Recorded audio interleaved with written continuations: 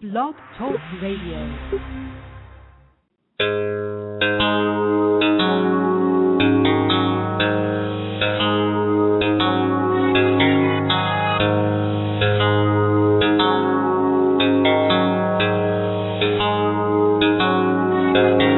What exactly would you say if your child looked up at you and asked you about God and if he exists and if he's true, and wondered what would happen when someone dies? Is there a heaven? And what about that man up on the cross? Am I forgiven? How exactly would you answer those hopeful little lies when you're college educated and convinced it's all a lie? Sure, you went to Sunday school when you were young, but that was then. You're above those simple thoughts now. The only God you know is man. Are you saddened and ashamed to tell this little soul that you don't believe in anything and have no reason and no hope? There's no heaven and no meaning. There's no purpose to our lives. Did you believe we're just evolved, random mutations come alive? You know better than an insect, son, and when you die, that's it. I've learned through education that good and bad just don't exist. It's all just evolution. It's survival of the fittest. And we can get you a prescription when your life becomes depressed. I'm sorry that I've crumbled all your hopes and all your dreams, but it's time you realize that life's not what it seems. Are you lost? Are you alone? Are you convinced that life does not make sense? Have you forgotten that God even exists? Have you replaced all that was real for a life of cannabis and created your own truth? A happy atheist? Are you lost? Are you alone? Are you convinced that life does not make sense? Have you forgotten that God even exists? Have you replaced all that was real for a life of cannabis and created your own truth? A happy atheist? You realize your answers could just shatter all these dreams and everything that ever mattered to this precious little being who had belief in certain peace and received that inner voice inside his conscience, and his conscious mind believed, and it sickens you to think, cause you've been driven by your ego and your greed, and he sees that you don't practice what you preach. You've lost your dignity and you've succeeded in destroying all beliefs and defeated all his real hopes and dreams. They might never be retrieved, and the flame within his heart almost completely is extinguished, and the holes within his soul are filled with mimics, and the message of God's grace within his mind has been diminished, because the answers that you gave him took a piece of his existence, and the power of your words were unforeseen, and in that very moment you destroyed the very purpose of his being, and now he's lost and alone, and he's convinced that life does not make sense, and he's forgotten that God even exists. He's replaced all that was real for a life of counterfeit and created his own truth. A happy atheist. Are you lost? Are you alone? Are you convinced that life does not make sense? Have you forgotten that God even exists? Have you replaced all that was real for a life of counterfeit and created your own truth? A happy atheist. Are you lost? Are you alone? Are you convinced that life does not make sense? Have you forgotten that God even exists? Have you replaced all that was real for a life of counterfeit and created your own truth? A happy atheist.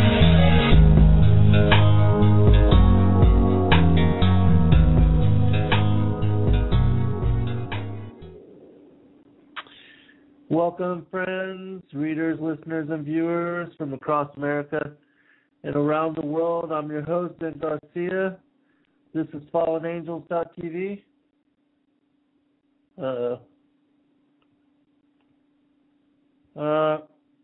I'm not sure that y'all can hear me because I'm not seeing the mic moving. Hold on 1 second.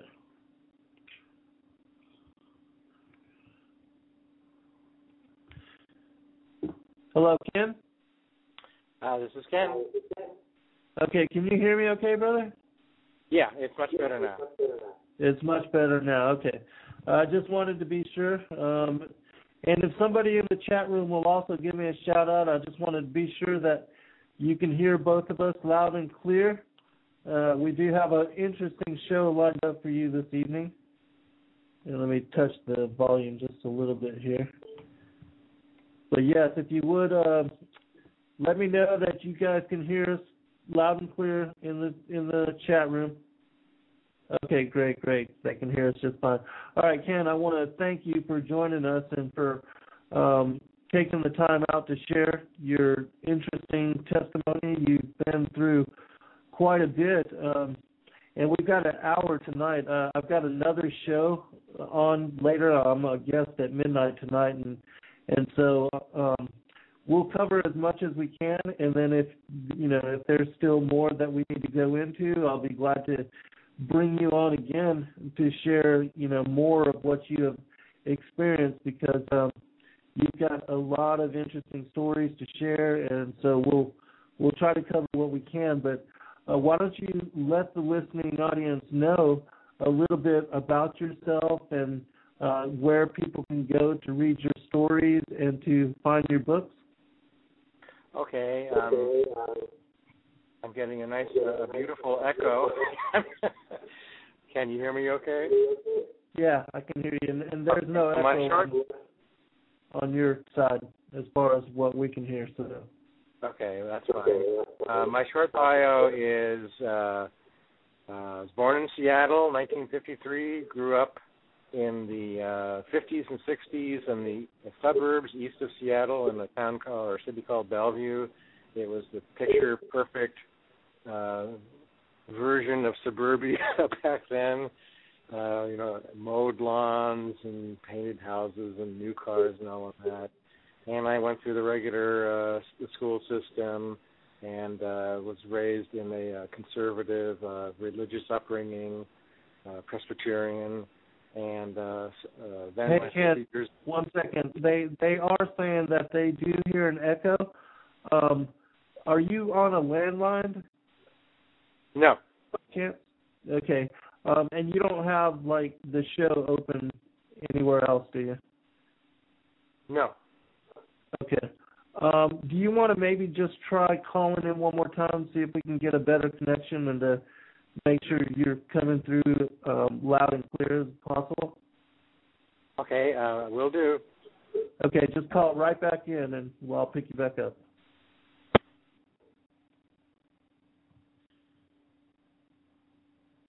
All right, let's see if we can get a better connection. And I did post a link to Ken's story and his testimony and the things that he's experienced. He's actually witnessed firsthand some of what he calls the lizard man and also the reptilian presence on this planet as, what we've taught about as being the Nakash. So I do want to give him as much time as possible to bring forth some of this information, because it was some suppressed memories that actually came out later after he had a car accident. And so we'll give him as much time to speak, but I hope we do get a clear connection so that you guys can hear him clear as well. I'm back. All right. Are you there, brother? I'm here. Okay, let's go ahead and start speaking, and we'll ask the listening audience if they can hear you better. Okay, so my short bio: born in Seattle back in the early 50s, raised in the suburbs east of Seattle, in the picture-perfect world of normal America, ontologically standard Presbyterian Protestant upbringing, and then went to college, survived 2 years of that, and then went to Europe and came back and started my own business. How's our sound quality? They said that it's much better, so okay, we're good to go. During all of this time, though, there was another part of my life which was not at all the standard surface level life. It was kind of like a quote unquote secret life, and it involved interactions with a wide range of quote unquote alien beings, and that's where the story starts. And in terms of getting in touch with me or researching my articles, my website is just my name, Ken, K-E-N, Bakeman, real simple, B-A-K-E-M-A-N, KenBakeman.com. And I wrote the first section of my book, which deals from when I was, my first earliest contacts was late 2 or early 3 years old, and this book goes up to the age of 19. And then the succeeding books that I'm working on will cover the different periods in my life. So that's kind of your cue to ask me a question. Okay, well, Ken, they said that I'm breaking up as well, so I don't understand what is going on, but I'm going to let you speak mostly about the experiences, but if you could tell us about your car accident and how it was that you started to regain these suppressed memories. Right, that's a good suggestion. You know, and I might just say, just before I came online with you here, is that I felt I was lying down, just kind of, soothing my mind, getting ready for a nice interview. I felt a really strong reptilian presence. I don't know how to explain that in words, but I guarantee you that there's a lot of interested beings monitoring this conversation.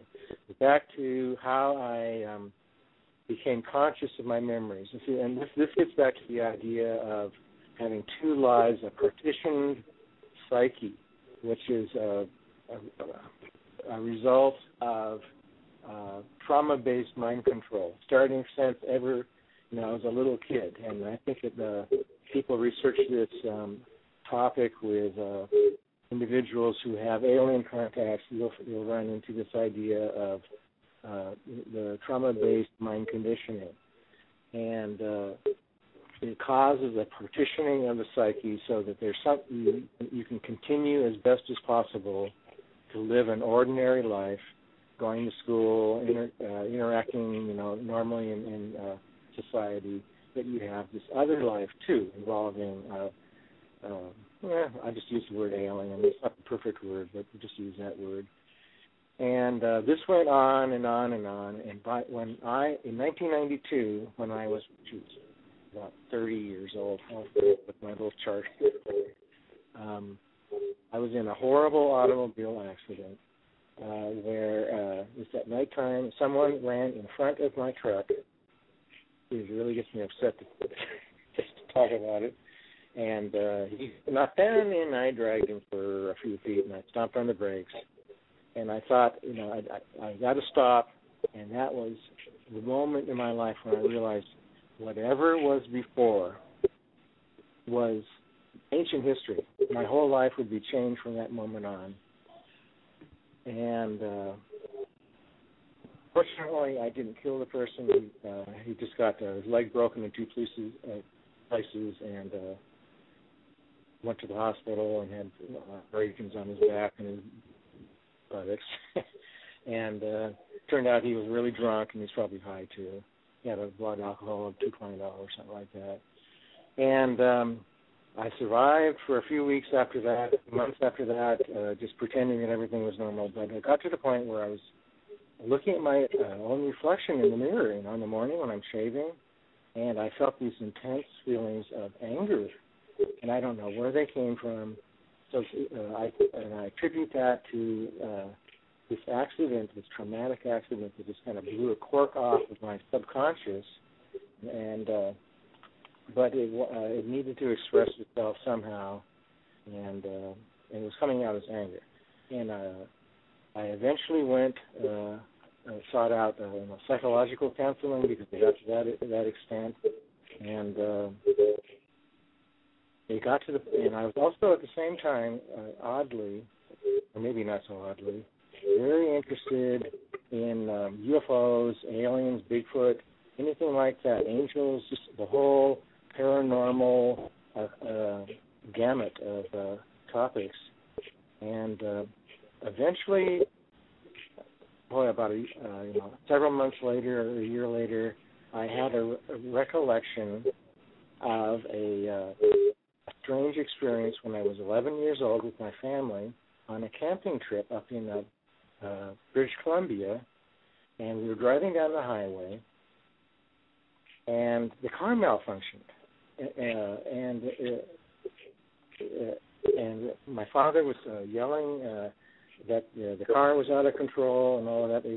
We were going down the road just fine, but we turned off on a side road, and all of the people, my mom and dad and my sister, and even the dog, Coco the poodle, fell asleep except for me. And then I was pulled out of the car by some kind of weird tractor force, and eventually went through this abduction.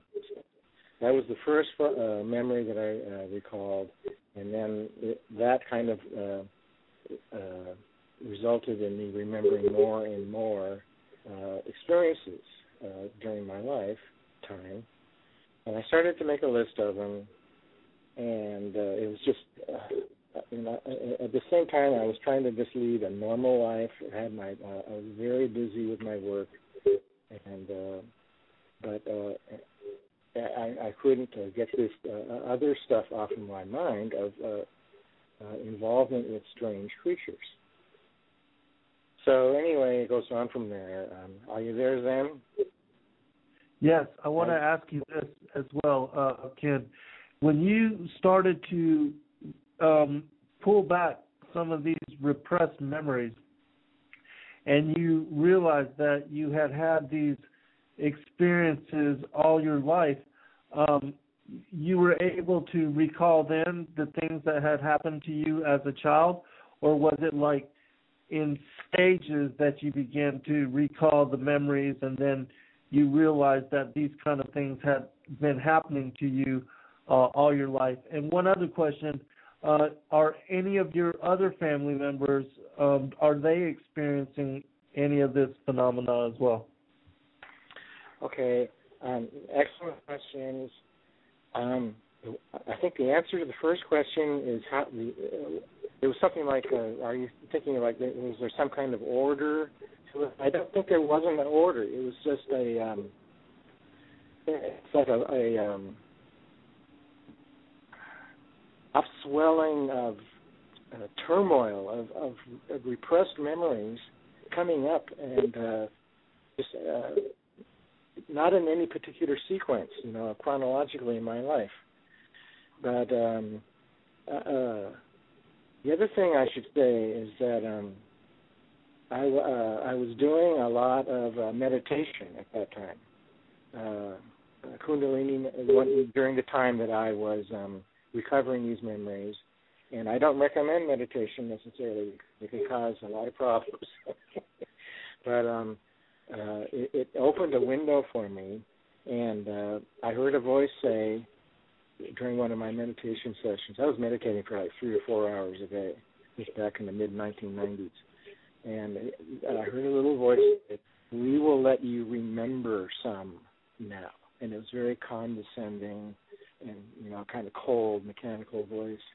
And then that's when the whole barrage came, and I just be trying to live through my ordinary workday, and I would remember this, I remember that. One day I was with my business associate looking at a map of the United States. We were planning out the sales territory zones for our various sales reps, and we were just kind of like, here's we're going to Florida here, we have Kip there doing that, and blah, blah, blah. And all of a sudden, bam, I remembered a memory when I was driving down the entrance to the north rim of the Grand Canyon, and there was an abduction experience there. And so it didn't come in any particular sequence or order. It just was like an avalanche of recall, and it was very destabilizing. And but what I did was I kept notes. I just wrote them down, and I was going to figure out, I'll deal with it later. And the second question, part of the question, other family members, let me take a breath. is that I think that there's nothing obvious there except, and I really hesitate to say this, I'm sure that my sister was involved, and it has to do with false pregnancy. That's what it was called. She was pregnant, and then it went through all the tests, and all of a sudden there was no baby. Where did the baby go? Oh, it was a false pregnancy. She tested positive for all of that. So I think that there is something in the family line. Okay, all right. Because that's in speaking with other people that have also pulled back these sort of memories, they have said the same thing, that it's kind of bloodline related. And I have spoke to one other lady that told me a similar story about how she was, had this kind of pregnancy, and that her, she never carried the child to full term, that at a certain point she was abducted again and had the pregnancy taken from her, and that she had the memory of the child. And even later, after her abduction, when the child was raised to a certain age, she said that she had met again the child and was told that that this was her baby. Can you tell me this also, Ken? In your experience of pulling back these suppressed memories, are you finding the presence and the experience traumatic as far as being of a sinister nature? Well, obviously they are. They were very traumatic. There's some of them. I've had over 100 experiences that I just recall consciously now, and there's a variety of them. And I'd say, some of them were sublime. That I did have. I've had soup to nuts in my contacts. I've had contact experiences with beings or entities that I consider to be angelic. In one case, I was driving over Blewett Pass in eastern Washington state, and I pulled over into a little park. And this was on 4th of July. I don't remember what year it was, in the 1980s. And I don't know why I did that, but I walked up to an area that had just been clear cut, and there was this angel hair all over the place. It was like these strands of white strings. It looked like snow, and this was on a 90-degree day after 4th of July. And up on the hillside was this angelic being, a glowing white being, and so that was I have had angelic contact beings or experiences, but the majority of my experiences have been with a very deceptive, sinister, and manipulative, and I call them basically parasitic type beings. Right. Which I put the Greys generally in that category, and the Reptilians too. For the listening audience, I'm going to paste a link in the chat room that gives you, that will take you to a list of articles that Ken has written about some of these suppressed memories. And specifically, he mentions meeting characters such as the Lizard Man or Alligator Man, people that we know are associated to, like, the Nakash. He also speaks about the Dragons of Tokyo. Can you tell us, give us an example of some of these experiences, and also, if you will, tell us what it is that they told you and what kind of knowledge they shared with you. With the so-called Reptilians, are you talking about? Yes. Yes. Well, okay, first off, they take, they don't give. So in terms of information, you're not going to get anything from them. It's just so there really isn't a communication with them. so I don't know how I could proceed. What they do is they target a person, and I don't know why, but maybe, and then they track them. I'm pretty sure I've had implants. I've had nosebleeds. It's always on the left nostril. I don't have them anymore, thank goodness. But starting when I was a little kid, and I have memories of things being shoved up my nose. So they put, I consider them to be tracking devices that they put in people, and and I would get these urges to get in my car and drive, go somewhere, and that would be oftentimes lead to an abduction experience. And a lot of times I was used for. Kind of sad to say, the sperm extraction. I don't know what they wanted in me. I parenthetically might add that my half of my family is, from Alsace-Lorraine, is the blonde, blue-eyed types, and that's what my sister is. And was brown-haired, now barely haired, gray, brown eyes, but. But I think there is a genetic component to the desirability of this. But in terms of what they relay to me, it's like nothing. They take, they don't give. It's a one-way situation. Well, let me ask you this then. As far as your bloodline, are you in any way connected to the Illuminati families, or, were your father's involved with Masonry at all or anything like that? And also, do you have psychic abilities, or does your family have that kind of capacity? Because I know that individuals that are psychic in nature have also been targeted for their abilities.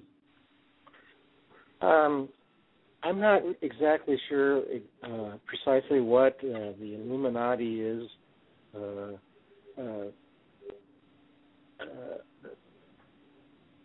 So I don't see any connection, to that. Personally, my heritage is Scottish, English, Northern German, and the Alsace-Lorraine area, but there's nothing extraordinary about that. In terms of Masonic connections, the only thing I can think of that is a non-blood related great uncle who was a 33rd degree Mason, and he claimed that I asked him if there was any secret mysteries involved in that, and he denied it. He was a former mayor of Oneida, New York, and in the Navy and all of that. So I don't know. He didn't want to talk about it. In terms of the psychic stuff, I don't think I was psychic as well, I was a little bit psychic as a kid. I could see things that other people couldn't see. But I grew up in a culture, I think you have to understand, where if you see things that you're not supposed to see, then you get ridiculed. So I just shut up. But I know that my mother is very psychic. I would tentatively classify her as a witch. Oh, really? As a witch, huh? Yeah. She was involved in... Okay, continue, please. Can you elaborate on that a little bit? Well, she wasn't practicing witch. It was just like she would know. She was a go-between. She would help set up the connections, and again, she was like a partitioned individual that wouldn't be able to consciously talk about it. But it was just like little things that she would say. Like after an abduction, she would tell me, after my abduction, she'd say, "Oh, we missed you that night." And I'm thinking, "Oh, great, what am I supposed to make of that?" It's like she knew what was going on. So she was aware of your experiences and the things that were happening to you. She was partially aware. A part of her psyche was latched into it. Oh, that's very interesting. Yeah, and, okay. he was actually I'm just kind of free flowing, thinking she was an indispensable link. And this there's something else that's really important to talk about here, and I'll interject it now, which is the soul contract aspect to subservience and service to the parasitic alien beings, and this is the soul contracting, and there are agreements made before entering into the physical body that certain conditions would be met, and what I needed was an appropriate family to live into, be born into, in order to accomplish my stuff. But anyway, the soul contract stuff is really important.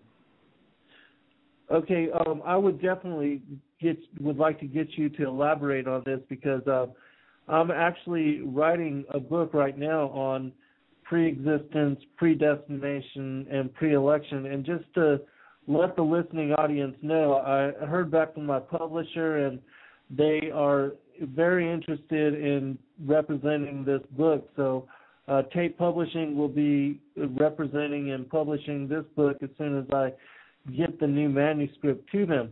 But in that book, Ken, I write about, our first estate and how it was that we had prior existence before incarnating into the flesh.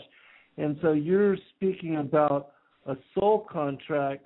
Can you elaborate on that and what it was and how it was and why it was that you made this particular contract to come into the flesh and how these things happen to you? And also, if you'll answer as to whether your mother entered into such a contract as well before bringing you into birth. Okay, so start with the last, and I might have to refresh my memory on the other stuff.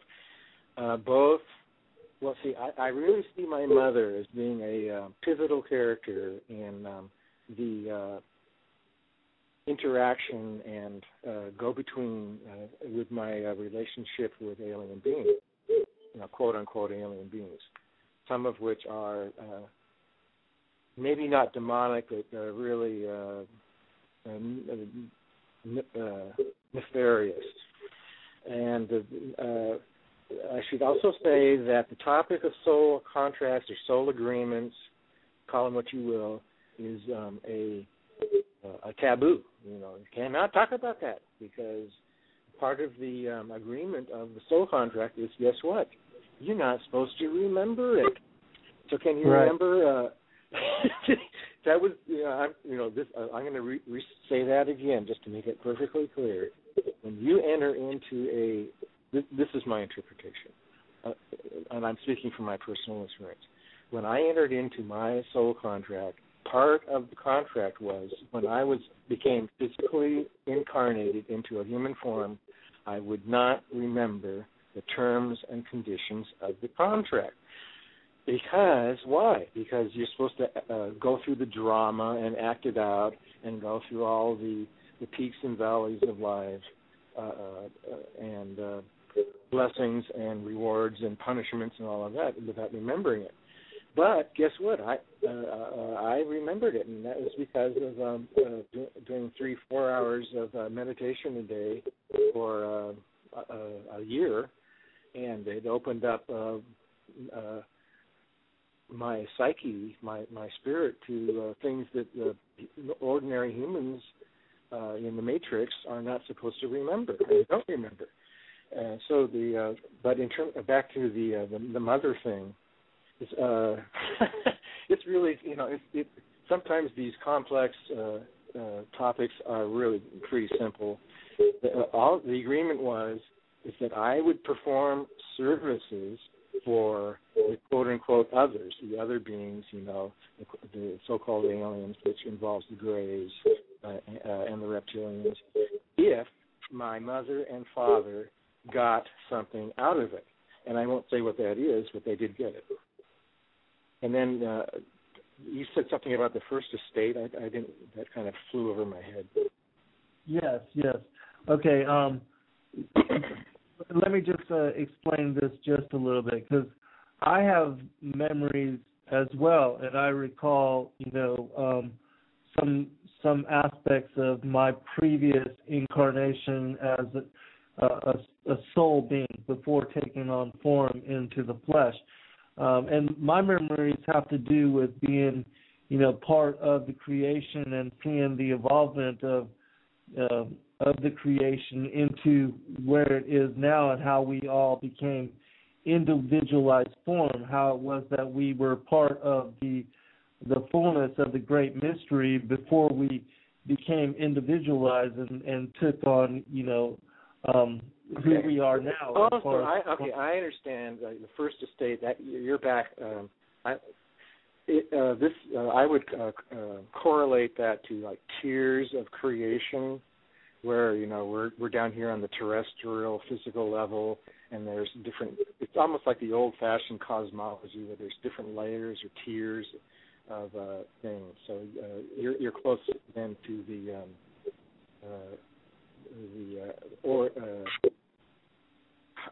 higher hierarchy. Is that correct? Yes, it's similar. I've never heard of it called that, but for myself, my predestination and my election for this embodiment was to come into the flesh and to serve Christ. Because I told you I'm a Christian, and I serve the Father and the Son to that capacity. And it seems like you're on the other side of it.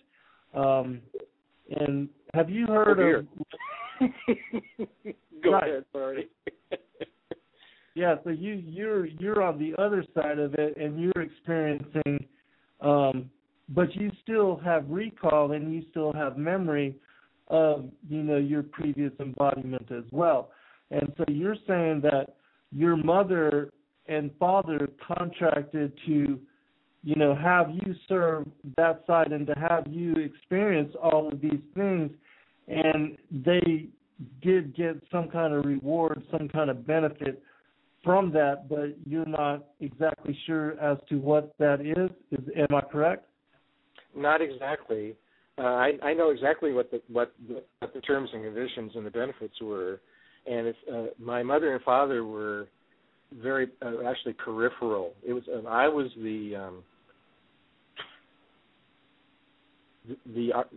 I was involved in this. I chose them. They didn't choose me. Right. And also back to the other thing that you said, that I'm on the other side. I don't think that is probably true, because I know that where I come from, the source. I know what the source is, and it's glorious and it's brilliant, and it's so I think I think it would be a mischaracterization to say that you and I come from on different sides. Well, I didn't mean it like that. Let me clarify what I was trying to say. Sure. Just in experience, like myself, I've never, been through the abduction phenomena. I've never dealt directly with reptilian beings, and so that's what I was talking about as far as the experience of that supernatural side of the great mystery. Not saying that you're not from source and you're not here to, to serve your higher purpose and also to serve the creator of the great mystery, whatever it is that you want to choose to call him. But not saying that at all, but just that I myself have never gone through these kind of demonic influences and this kind of demonic experiences, and haven't been exposed to that kind of traumatic nature and that traumatic side of it. That's what I was meaning. Okay, that's good. Thank you for saying that, and I say congratulations. Yeah, and I'm really glad that I've not had to go through that. But I'm kind of I call myself a soul traveler. I like to take excursions into the dark side just for the experience. And can I just make a little comment? Is that the creator, if they're or at our source or whatever it is, there has to be some kind of source somewhere. Loves to have diversity. What do you think about that? And so it's part of the drama, and it enriches. It's an enrichment thing. So there's always going to be dark and light. You see that, and it's just part of the drama. Right. And see, both of our experiences and both of our testimonies are important for, different groups of individuals. Like for yourself, there's many individuals that have gone through similar circumstance, such as yourself, that have come to a realization on their purpose and why it is that they're here, even having gone through the kind of things that you've gone through. And for myself, I'm really glad that, that I've never had to go through that. But, I speak to a certain class because we both represent a similar experience as far as the human evolution of soul and realization on who we are and what we're all here for, and the purposes behind waking up and becoming aware of these certain things, because so many will not ever reach a point where they are entertaining the real important aspects of why it is that we're here.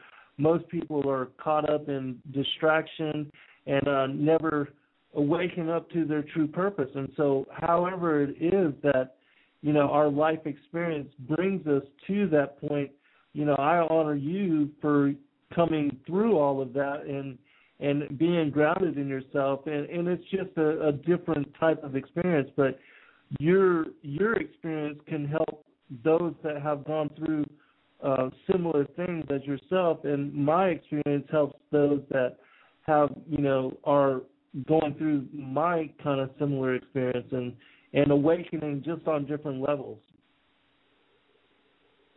Okay, yeah, that sounds good to me.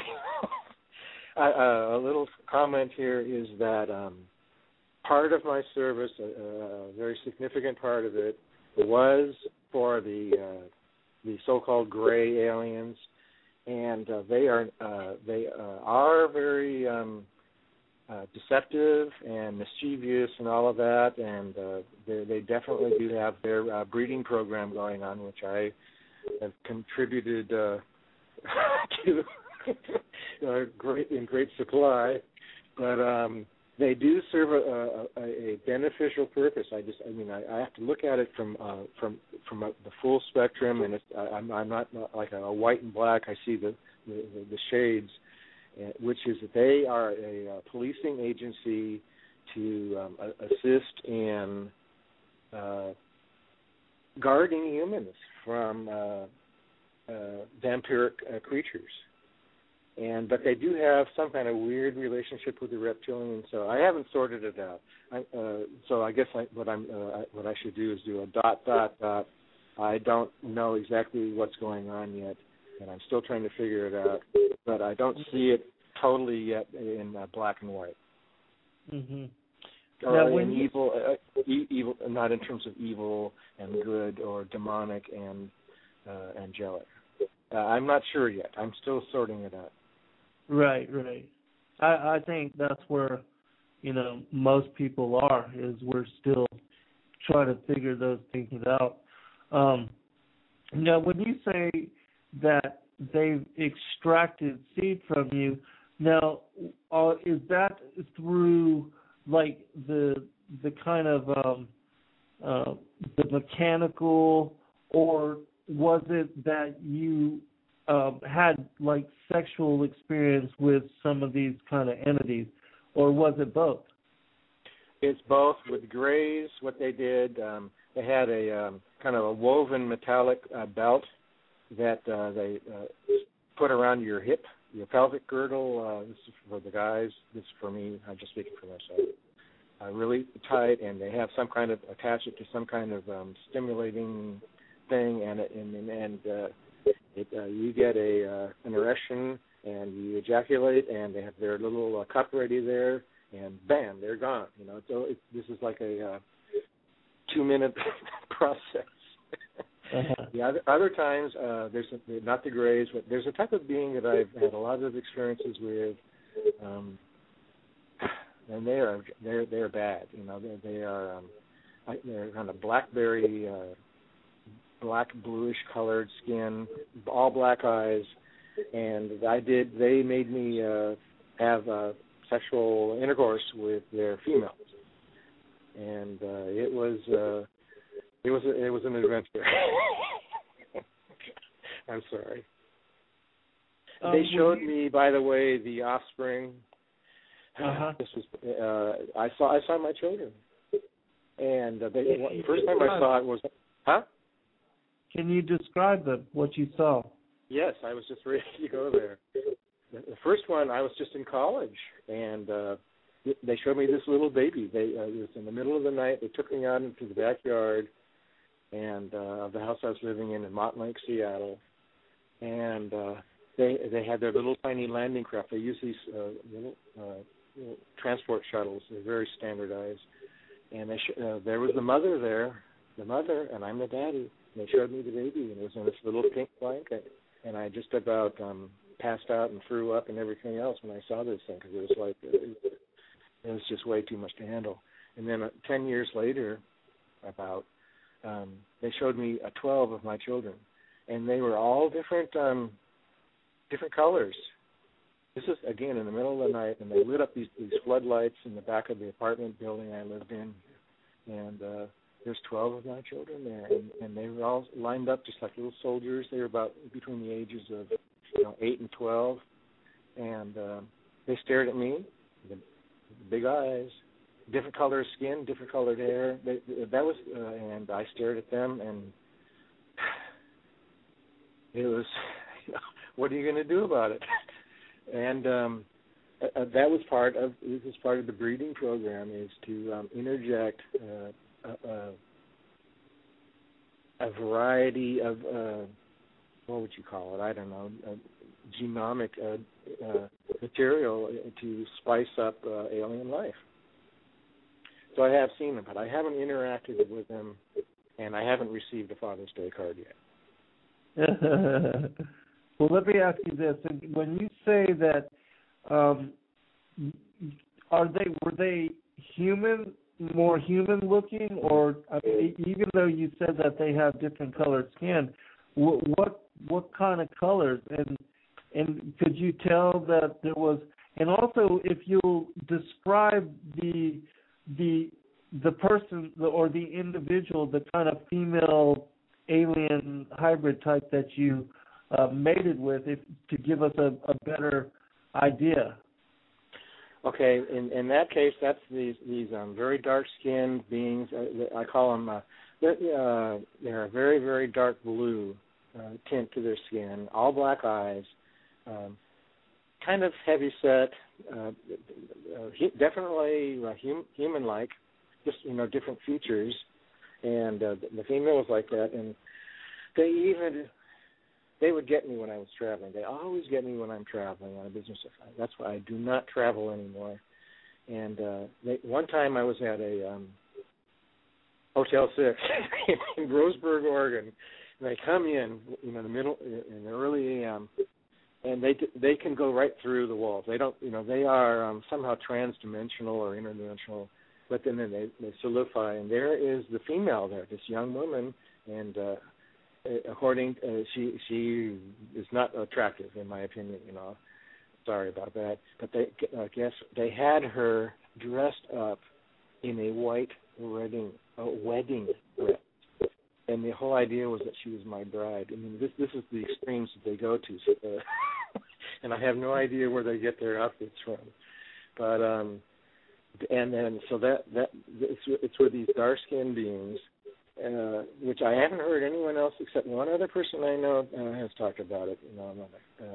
But the offspring were range from the fair skin, normal human fair skin, Northern European types, to dark skin, everything in between, different colored hairs, and eyes, and all of that.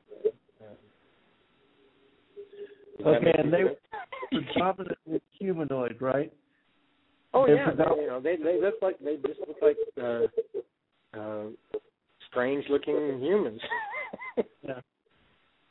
Do you think that if they were on the planet that they would, they could pass as being human? Regarding my offspring, maybe, but the ancestor species, which I think, by the way, I think they do come from from a different planet. I think that this idea about our ETs only being interdimensionals or jinn or fairies or something like that is not accurate. I think there is extraterrestrial activity here. So, to answer your question, maybe in some cases, but not, and they don't want to. Why would they want to?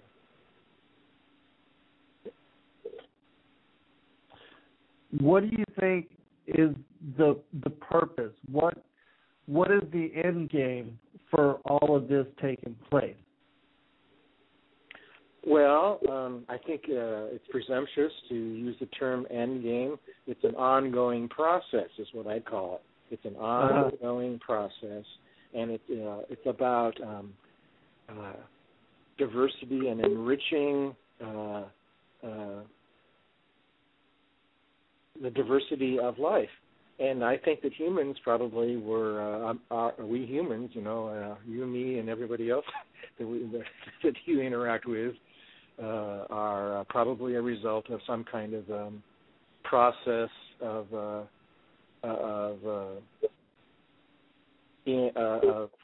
I'm losing my track of mind. Being not, I don't want to say manufactured, but we're modified. We're variants. Of something. So it's an ongoing process of diversification of life forms. And the purpose, the end stage, let's project to that. It's to provide enriched soul, the enrichment of soul.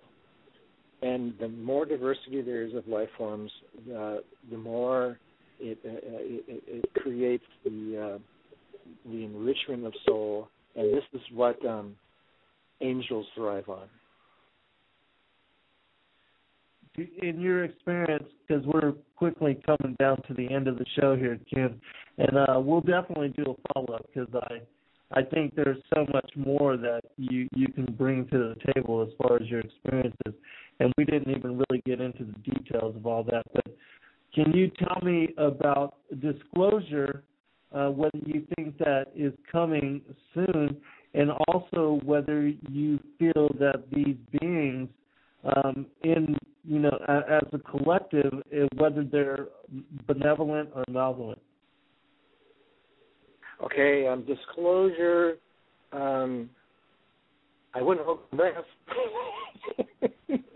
because, and I don't know. What do we have? A few minutes left. Let me just try to summarize it. We got 7 minutes.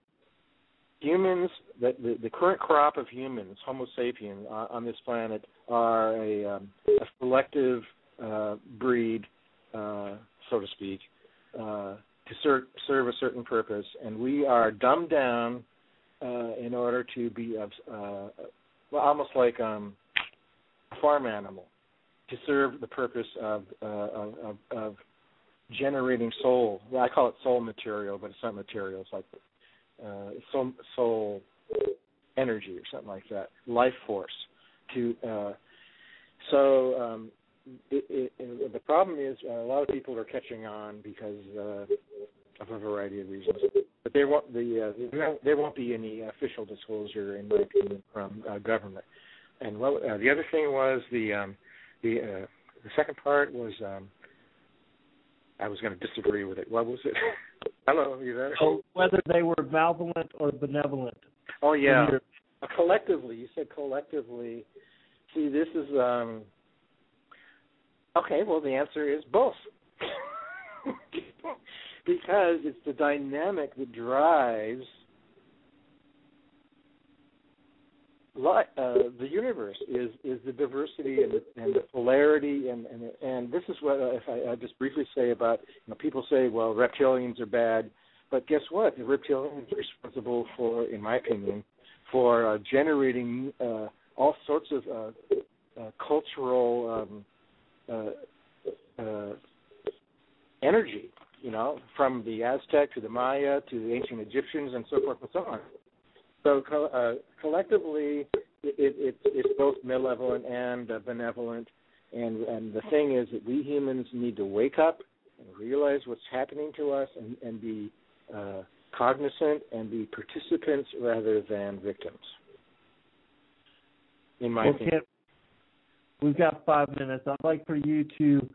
There is a question whether you had any emotional attachment to your children, and if you would, another thing, do you think that Satan is connected to the reptilian entity? And then I'm going to get you to give out all your website and contact info again. Okay, emotional attachment to my children. How could I say no?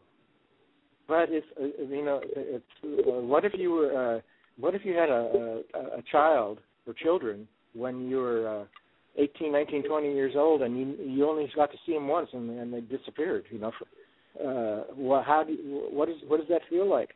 And I think it's much worse for women. Think of all the women that have been shown their children once or twice or something like that, or who knows. And then they're ripped away from them. It just rips you apart. I want to know. And then the Satan thing, what was that? Please rephrase that. Whether you think that Satan is tied to the reptilian being. Trying to be what? Whether you think Satan is connected to these reptilian beings. Oh, connected to...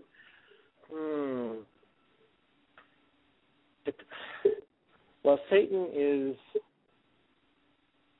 well, of course, but I see the reptilians as both as something that at one time on this planet served a purpose because they stirred up trouble. That they were definitely involved. Well, I don't want to get into the religious stuff. That gets into the religious stuff. They stirred up all sorts of trouble on this planet. But when you stir things up, you have to stir the pot in order to get culture going. And otherwise, I think we'd still be in caves. We'd be cavemen without the reptilians. But they serve their purpose, and now it's time for humans. We are not toddlers anymore. We aren't adolescents anymore as a species. It's time for us to grow up and take responsibility and deal with this with the reptilians on an equal footing, rather than being victims to them. One final question: where do you think that Jesus Christ fits into the picture? Oh, you would ask an easy question for the last question. Sorry, brother. We'll bring you on again, but if you could just summarize and well, you shouldn't have done that. I apologize, brother. I think I'm going to pass on that question, other than say that in the context of Jesus Christ, or Christ as being a glorious being to help assist humans ascend to a higher level of spirituality, how could you go wrong? Okay, Ken. Well, real quickly, give out your website and contact information once more. Okay, website, real simple, www.ken, K-E-N, Bakeman, BAKEMAN.com. Well, we appreciate you, brother, and we'll definitely bring you on again so that we can go through and, talk about more of your experiences. I do appreciate your willingness to come on the show. And for the listening audience, I'm going to be on tonight, midnight to 1 a.m. with The Hijacker on freedomslips.com. Thanks again, Ken. We'll see everybody tonight. God bless. Thank you. Thank you, everybody. Goodbye. Good night, brother. A number of things that I've heard from people in the Pentagon, that the buzzword in the secret of secrets in the Pentagon is the Sumerian gods are returning, and that's what they're referring to as that whole area that Peter's Wow. on. Can you repeat that again, just in case anybody missed it? The buzzword in the Pentagon, in the military circles that are in the know about the cover-up here, they kind of, in whisper tones, talk about the return of the Sumerian gods. And they're talking about what we would call aliens or fallen angels returning into the Middle East, into Old Sumer area. The Anunnaki. Well, could be. Under the other ancient names. Do you think that has anything to do with why we're in a